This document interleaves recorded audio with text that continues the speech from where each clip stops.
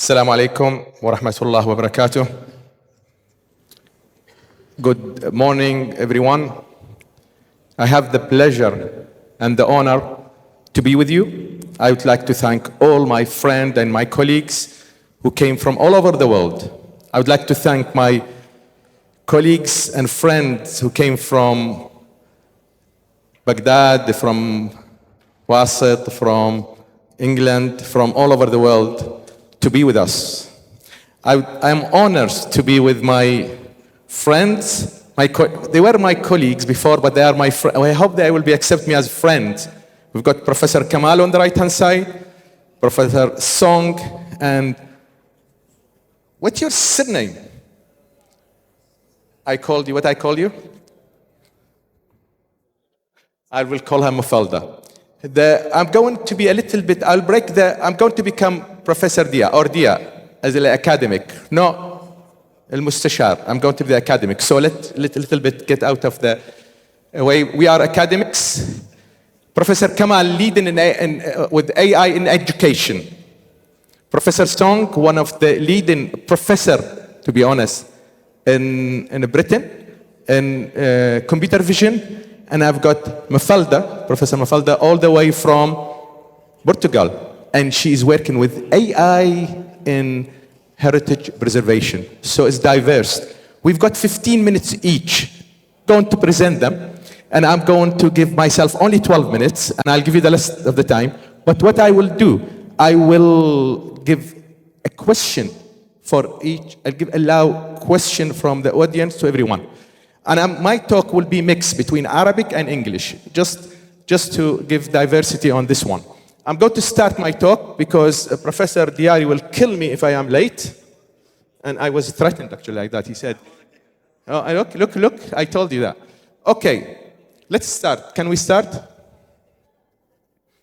AI, الذكاء الاصطناعي. Why AI? So what I'm going to talk about how technology changed our life. Industry 4.0 الذكاء الاصطناعي ولا الثورة الصناعية الرابعة. Industry 4.0 or AI. What the difference between them? Back to the roots. We come from a country where we put the basis of AI. And I'm sorry, I'm going to be a little bit more Iraqi than British. Then you have to allow me to do that. Don't take that against me. AI, and then I'll talk about what we call it super AI. What does mean super AI? Then I will talk about AI, medicine and health. This is because of Professor Dhiya and some of our colleagues here. Okay, the world of Industry 4.0. Our life have changed in more recently year. Why it has changed? COVID and the war have changed our life. Second World War brought for us AI. COVID-19 brought brought us a lot of technologies, and one of the technologies, Industry 4.0. Subhanallah. الثورة الصناعية الرابعة غيرت حياتنا. Technology have integrated everything and everywhere. You did come to this country, if you were driving from Wasit, he used GPS, and that technology, that's AI. In the morning, when النائبة ليلى التميمي woke up, she looked at her phone, yes? And she opened it using AI, okay?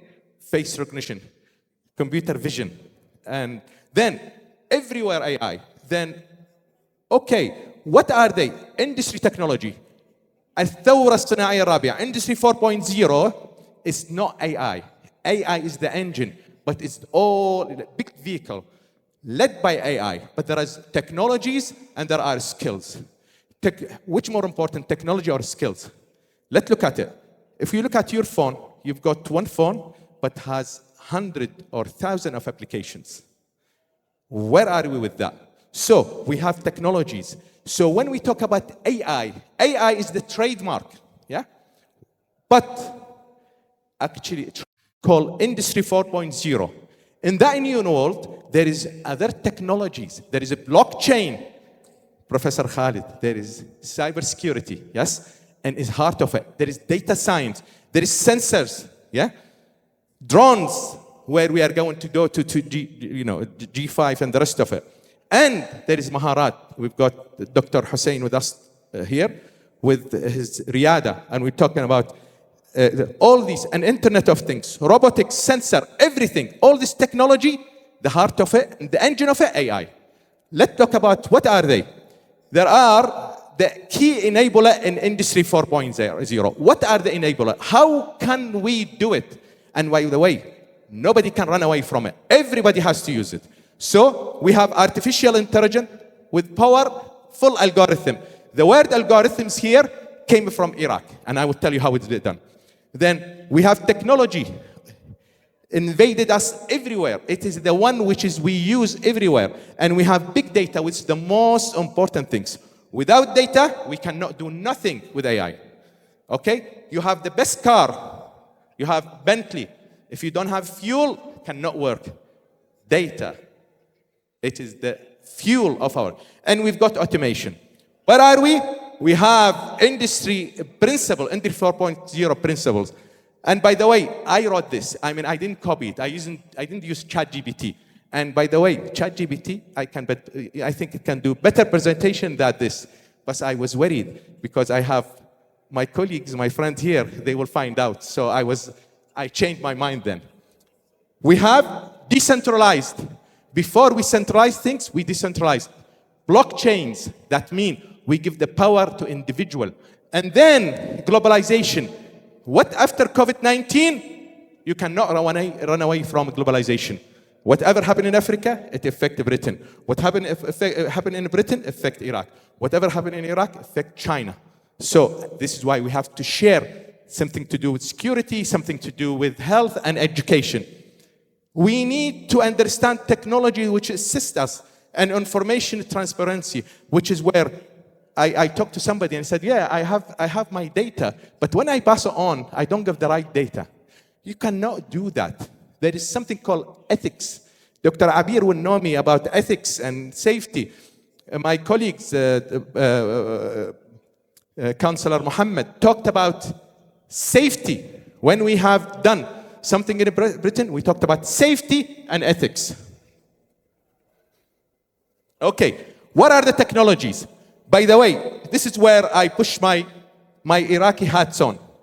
Industry 4.0, it is the collection or the outcome of all this industry. However, Industry 4.0 depends on a lot of things, but the most important thing depends on, it is data science and algorithms. Industry 4.0 have waken up, and industry was sleeping here. I call the Industry 0.0.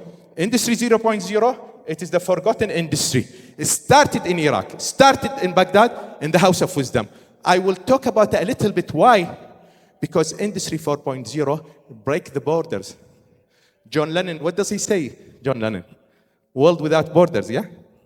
John Lennon, song, you know it.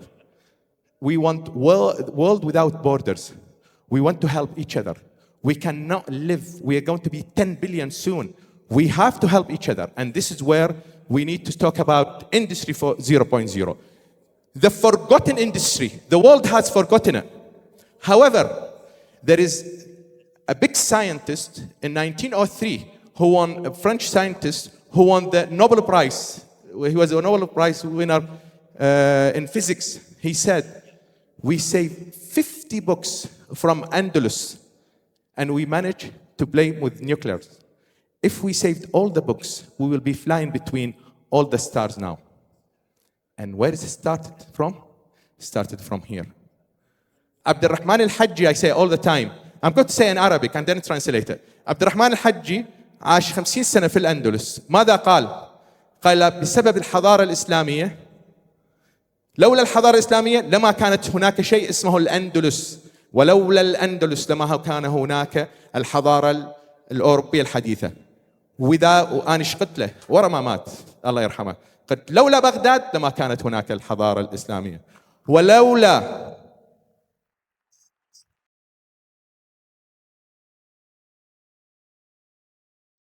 and we started something to the world. We collected all the people of the world in Baghdad. We did not know he's from China or he's from Egypt. We didn't care about that. It was humanities. If you have knowledge, you come to Baghdad, to House of Wisdom, where Professor al-Baghdadi, he's leading that. And I'm hoping that within the next couple of years, he will invite everybody to see House of Wisdom, where AI have started. And I challenge anybody and everybody. Allah subhanahu wa ta'ala, He have kept that for us with the word algorithms, al-Khawarizmi. Just Google it if you don't believe it. They started in the House of Wisdom to believe on humanity's no border. If you have knowledge, come here. So they translated all the books around the world to one language, which is the Arabic language, and they started there. And they started mathematics. They brought a lot of work from China, mathematics, and they translated to see what happened in Greece and to see what they done, the Egyptian. They put it together and unite them, and they started. And then we did not know. They don't care if you are from China. It's like Britain now. My friend, can I call you my friend? My friend, Professor Song, he's from China. I am from Iraq. This gentleman from Algeria. All of us work in Britain because they allow us to do that. They give us the opportunity. Baghdad was like that. And it was like that for more than 200 years. And this is where we started. Al-Khawarizmi, the father of AI. And I can challenge anybody. I can show evidence. The father of AI, he was from Baghdad. He was international players. He wasn't Iraqi. He was born for the world. And this is why Professor Song, he works, Professor Kamal, and with the I cannot pronounce your name. Mafalda. They born to serve the community. Where their work, it's serving the community, serving the world, serving everybody. And now Al-Khawarizmi, what he did, he invented algorithms. At the same time, he has invented something to do with times and the location of the stars. And one thing important, he was not a mathematician, he was a philosopher. Everybody got PhD, he's a doctor of philosophy, so philosopher. What's happened in that time? Philosophy of the science, philosophy of engineering. Now, with AI, actually went back to the basic. Where is Dr. Diari? Professor Diari, Professor Diari, he is a doctor, medical doctor, but he is AI. This is why he knows, and he uses computer vision, he uses everything. So, you cannot live alone. We started, a person, he knows a lot of things on different science, the philosophy of science. Now, we are back to that. Philosophy of science, philosophy of engineering, philosophy of medicine. And this is where we can do the game. Now, what are we with Iraq? And when I say we are in Iraq. This is the Iraq country. We are representing everybody. I've got my Kurdish friends and brothers, as well people from Wasit, from everywhere, Nasriya, everywhere. So we are as Iraqi. The Iraqi vision, Iraq to become Silicon Valley of Middle East. I've got my friend, Professor Abbas al-Bakri with me, and we are putting this vision. I've got people here who are putting, I've got a lot of people who are going to put that. Why can we do that? Professor Amr al-Addad, he focusing on one thing. He lacks money, and he's very rich, by the way. He's trading now with a lot of different things. A future based on knowledge economy, where individual benefit from and to provide benefit to the economy. Al-Adala al-Ijtima'iyya. We can do it. It doesn't care. The good thing about Industry 4.0, it needs maharat. It needs IQ, high IQ. There are things you can train people with. There are people you cannot train people with. I will go back to the Quran. I'm just keeping my eye on the time. Okay. What is AI? The ability of computer system to apply intelligence of a human mind. What is that? That means AI imitate. If I want to say AI, إذا واحد يقول الذكاء الاصطناعي, that means the ability of a human to act like, the ability of a machine to act like human and feel like human. The feeling not there, yes? But do you know what? When we came on this planet, all the book السمائية, everything came from there. The Bible and the Torah, the Quran, saying they taught us to learn, reason, understand language and feeling. I just go to something which is from the Quran. So, وَعَلَّمَ الْإِنسَانَ مَا لَمْ يَعْلَمْ. So, without AI, we cannot do anything and everything. Now, I would like to introduce my friend, my new friend, and my colleague, Professor Song, to come here. Professor Song, he's actually one of the leading scholar in Britain.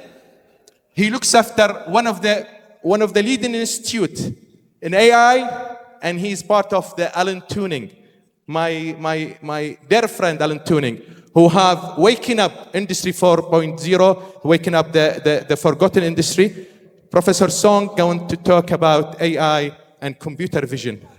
Computer vision mimic machine to start seeing like human. Professor Song, the mic is yours. Thank you very much indeed. Thank you. Brilliant. Thank you very much. It's a pleasure to be here today. And I'm here for a reason, and the reason is written there, democratizing AI. So this is something that sits very close to my heart and also very close to the mission of my institute at the University of Surrey. But nobody told me about good food. I really enjoyed the food last night as well. so that was really good. So my job today, oh, by the way, the slides were made using AI. I mean, obviously the content is mine, but the layout and the images are automatically matched by AI, which I thought is amazing. So my job today is really bring you to the cutting edge of AI, but then try to convey that message to you in a very non-technical terms. And this is really hard job. So if you find yourself somehow confused, you can blame it on me. And obviously feel free to talk to me after the talk, and then we can demystify it further. So the talk is AI in action, visual, audio, and textual understanding. Yeah? And so it's not only about computer vision, but also about the other important disciplines of AI, and that is in terms of audio, music, and also textual. And then normally I don't leave that something all the way to the end. What I do is I give you the message straight away. So after this slide, you can just fall asleep. I'm not offended at all, okay? So the message is AI is going to be multimodal. Multimodal. So what do I mean is really going to be mimicking our human abilities, because we have multiple sensories, right? We can see, we can hear, we can taste, we can touch, so on and so forth. So in the end, AI will have to do all of that. But if you look at the AI landscape nowadays, it's still far away from that, okay? So the technical edge of AI now is really about understanding visual, audio, and textual. And then actually, who has heard about this new latest GPT called GPT-4o? Anyone? Yep, brilliant. Yeah, so I don't have to go too much further on that. So this is very timely actually, because 4o is very much about multimodal. So previously, when you interact with AI, if you use ChatGPT, for example, use their app, then it talks to you, but then the problem is all the audio was generated from text. So in this case, GPT-4o is a multimodal system, so it understands audio natively. So what it can do is, it doesn't have to go via text anymore, it can just speak natively, like I said. So this is a very good example of 4o. But then the very much latest now, probably 1 week, is this something called spatial AI. So anybody know spatial AI? So this is a very new thing. Oh, brilliant, thank you. So this is a very new thing from Stanford, Fei-Fei Li. So Fei-Fei Li is one of the founders of visual AI. So the fact that GPT-4o is great, but then what's missing is actually this inability to act. And this is what humans can do really, really well. So the message here is, like I said, is AI the future is multimodal. And then GPT-4o, is really moving very fast towards that. But it's only limited to 3 modalities, audio, visual, and textual. And then there's this very key element missing, which is the ability to act. And then I will go through the visual, the audio, and the textual one by one. But then I want to give you a thread that basically captures all of those 3 domains. And those threads are data, compute, and deep learning. And this is really all the important elements of modern AI. And then in all the later slides, when I talk about each domain, I'll try to summarize them in terms of the three elements. But there's one element I want to single out, which is actually the one in the middle, compute. Yeah? This is pretty much the same across how we deal with all the AI modalities. Yeah? And then it's actually at the center of everything. So that I won't single out, but then in terms of data, in terms of deep learning, this is what I'll try to engage with you. So data is very important. I think the ambassador and the chancellor also mentioned the importance of AI. And actually, my view, and then the view across community, is that AI, in the long run, in the medium to long run, will really become a problem of data. It's really not because of problem of technology, but because of data. So this then raises ethical problems in terms of how we source data and how we use data and so on and so forth. And I think this will become one of the discussions later on today. And deep learning, is such a fancy word, and this is something I'm very pessimistic about. So I'm not a supporter of the latest technologies and deep learning, that is deep neural network, that's driving all the AI advancements. So the biggest problem with deep learning is because it's getting too big, so people really struggle to understand what's going on in the models. And this then adds lots of problems in terms of regulation, because if you don't understand the problem, it's going to be really hard to regulate it. And it's really going to be hard for people to engage with it, because they don't really understand what's going on. Yep. And also using text, say for example, me touching the mic, yeah, like that, or me touching something else, and you can just describe it, and then the generative AI would basically give you a clip mimicking that sound, yeah, from just text. So lots of interesting things.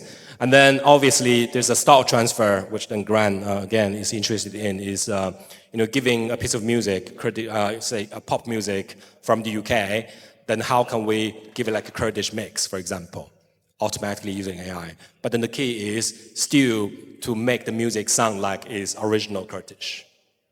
So like I said, in terms of technical advancement, is coming quite late and it's not really cutting edge. It's using a lot of the stuff that's already out there. But in terms of applications, it's quite exciting. You have 1 minute left. 1 minute left, yeah. And then text, because of 1 minute left, I don't have to talk too much because this is what you guys do every day, right? ChatGPT. And then if you're not using ChatGPT, you absolutely should.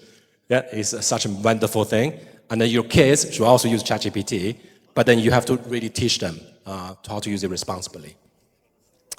So last slide, this is the last slide. So like I said, the future is multimodal. The future is multimodal, and that is the message I want everybody to go away with. And then there's a key problem in terms of bias and fairness, and this again come back to the the message, the slogan behind this conference, democratizing AI. How do we make AI people-centered? How do we make AI inclusive? All of them are really important messages. And then, like I said, a lot of the technology behind it, they're not explainable. So deep learning, billions of parameters, models, so that's a key problem we have. And so how do we make AI models more interpretable and more explainable? Thank you very much. Thank you very much. Thank you. I would like to